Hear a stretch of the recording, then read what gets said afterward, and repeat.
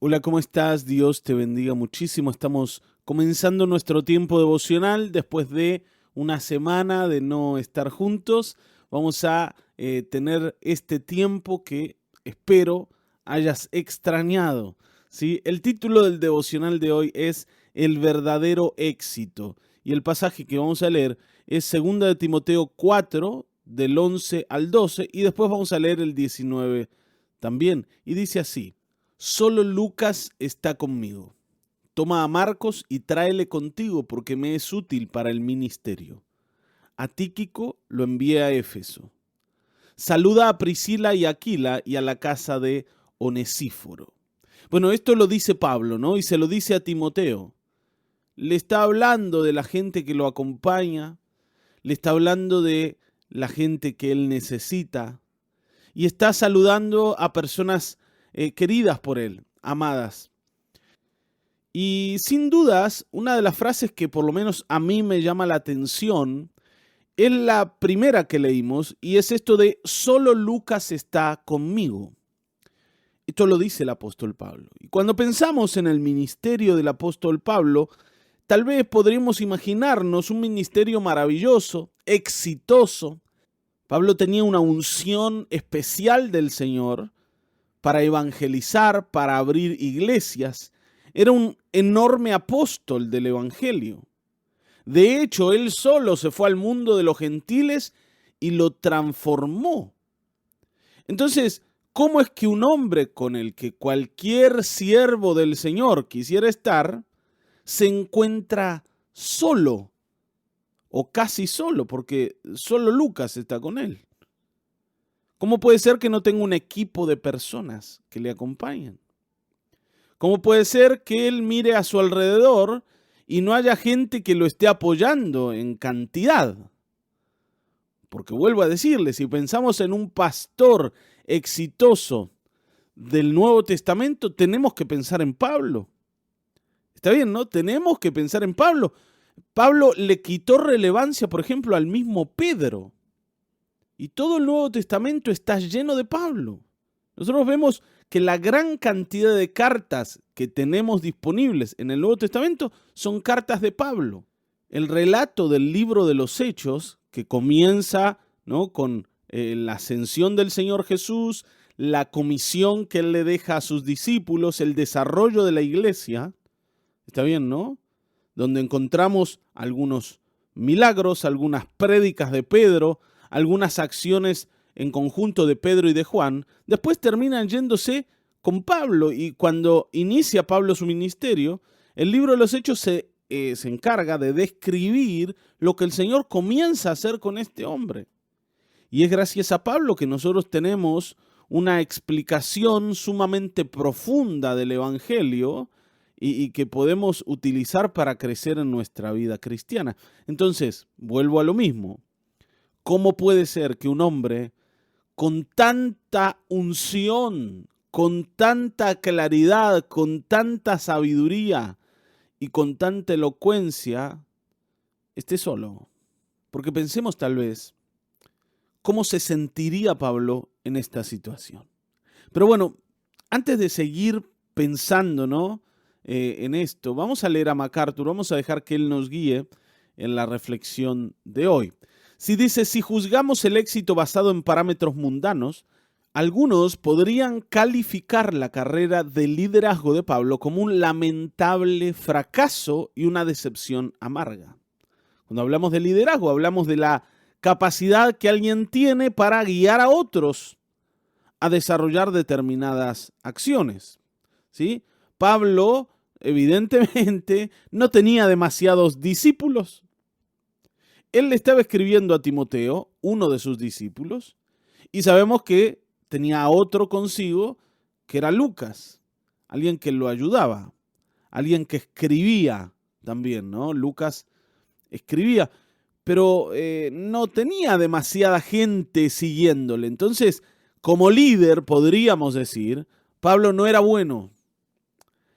Ahora, en los últimos días de su vida, cuando le escribía a Timoteo, Lucas era prácticamente su único contacto con el mundo exterior, porque recuerden que Pablo estaba confinado a un calabozo romano, sufriendo un frío implacable en el invierno y sin esperanza de absolución sobre su pena de muerte. Entonces, evidentemente podríamos decir, el Señor no bendijo a Pablo. Y hoy en la iglesia moderna, cualquier hermanito de estos que evalúan la vida cristiana según el éxito o el fracaso personal, ¿sí?, podría evaluarlo a Pablo como alguien que no ha sido bendecido por el Señor porque alguna cosa escondida debe tener. Si el Señor no te bendice, hermano, algo mal debes estar haciendo. O tal vez estás yendo a la iglesia incorrecta. O tal vez el pastor que te está guiando no tiene tanto poder porque las cosas en tu vida no están ordenadas como debieran. ¿Cómo puede ser que el Señor te esté abandonando a un calabozo frío?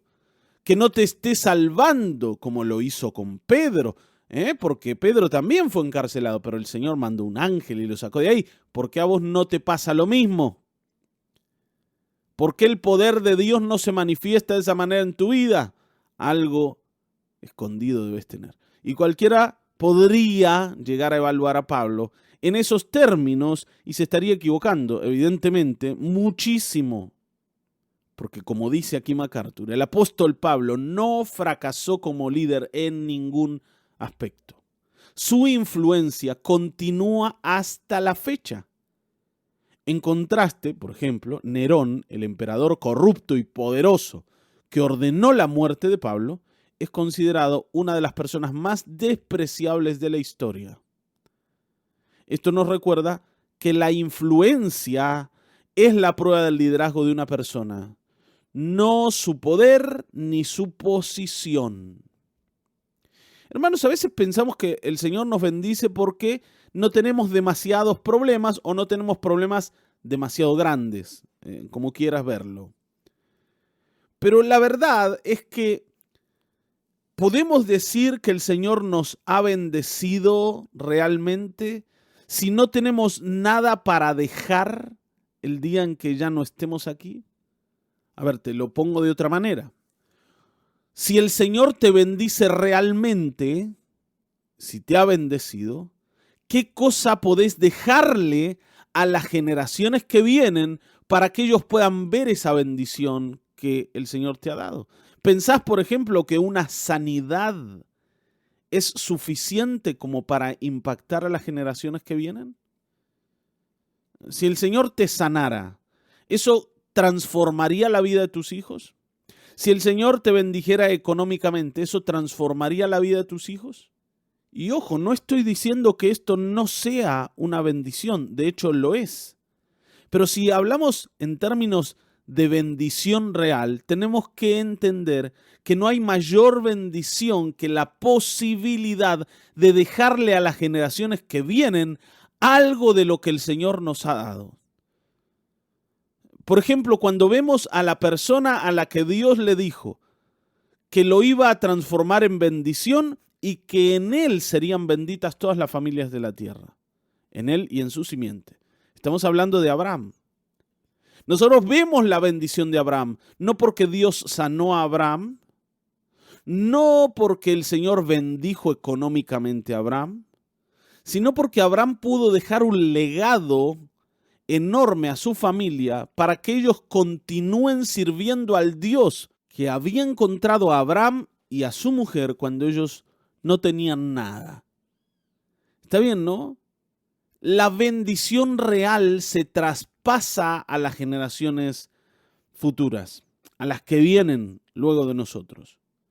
Esta es la bendición que necesitamos buscar y la que debemos pedir al Señor. Señor, que mis hijos puedan seguirte, que yo tenga la bendición de poder influirles de tal manera que ellos crean al Dios al que yo he creído.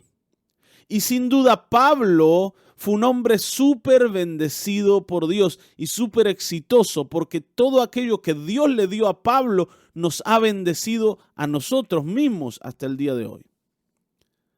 Está bien, ¿no? A partir de Pablo para adelante, la iglesia fue enormemente bendecida por este hombre que, aparentemente era un abandonado de Dios, ¿sí? Que era un abandonado de Dios, de una manera maravillosa. La iglesia fue bendecida por este muchacho. Entonces recordemos, nuestra influencia habla de la bendición que el Señor nos ha dado y debemos poder influir a las personas, y esto es lo que debemos buscar. Señor, que cuando yo me vaya de aquí, todo lo que me has encomendado siga vivo en el corazón de aquellos que tuvieron la oportunidad de oírme, aquellos que estuvieron a mí alrededor, mis hijos, mi familia o las personas que me han oído de alguna u otra manera. ¿Está bien? En la sección concluyente de la segunda carta de Timoteo, cuando Pablo terminaba el último capítulo de su epístola final y escribía lo que realmente le importaba de su vida, lo que llenaba su corazón y su mente, ¿no?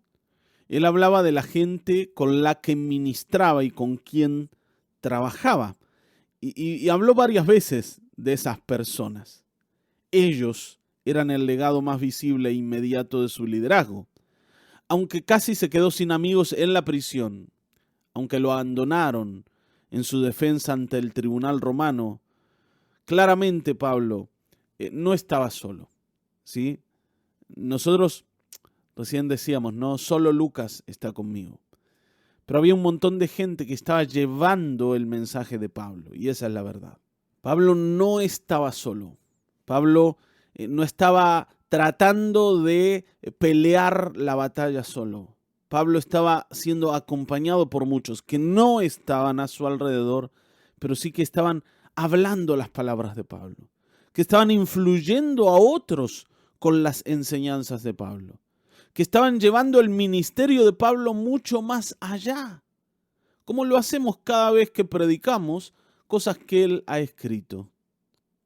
Nosotros también estamos acompañando a Pablo.